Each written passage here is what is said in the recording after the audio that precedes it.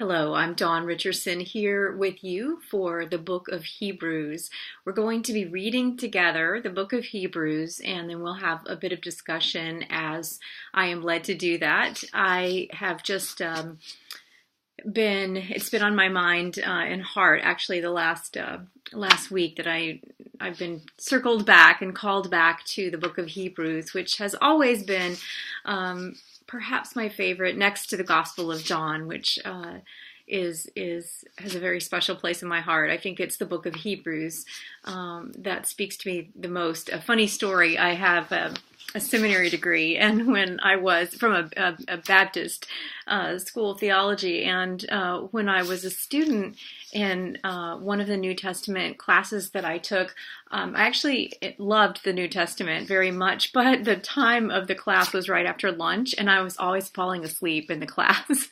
And so I'm sure the professor was like, this chick is not interested in learning about the New Testament, which actually was the furthest thing from the truth. And I did well in the class. But when it came time for the book of Hebrews, I never slept for those 2 weeks that we were in the book of Hebrews. I was so excited just to revisit these passages. And so I want to share them with you. I'm just going to be reading from the New International Version, book of Hebrews, and has a very special place in my heart. I may pause and say a few words, and I may just read straight through. We'll see how it goes. But for me, the book of Hebrews is filled with hidden treasures for us, for our time. And so I think I'm just going to start without much of the context or the pretext, and just let you experience it for yourself and hear what is there for you. And for me, I just saw this little box here, and then the purple color, the royalty that brings to mind, and just the idea that there's something in here. There's something in here for us, and I just really want you to discover what that is for you. And it may be that it is different for each one of us. Perhaps there's something in these words that we will share together that calls you back to a sense of tradition or an inner knowing of a greater truth.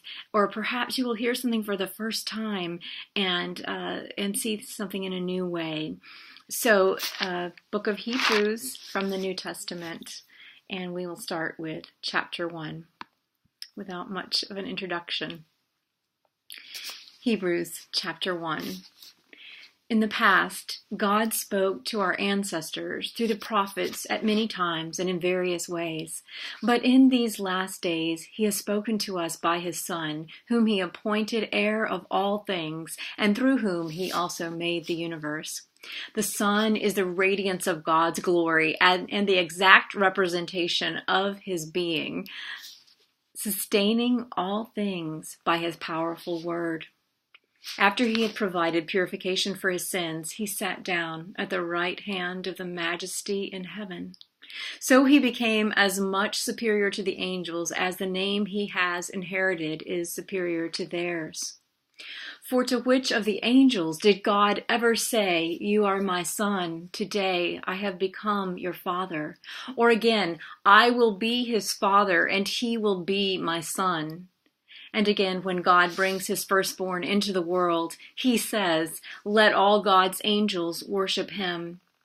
In speaking of the angels, he says, "He makes his angels spirits and his servants flames of fire." But about the Son, he says, "Your throne, O God, will last forever and ever. A scepter of justice will be the scepter of your kingdom. You have loved righteousness and hated wickedness. Therefore God, your God, has set you above your companions by anointing you with the oil of joy." He also says, "In the beginning, Lord, you laid the foundations of the earth, and the heavens are the work of your hands. They will perish, but you remain. They will all wear out like a garment. You will roll them up like a robe. Like a garment they will be changed, but you remain the same, and your years will never end." To which of the angels did God ever say, "Sit at my right hand until I make your enemies a footstool for your feet"? Are not all angels ministering spirits sent to serve those who inherit salvation?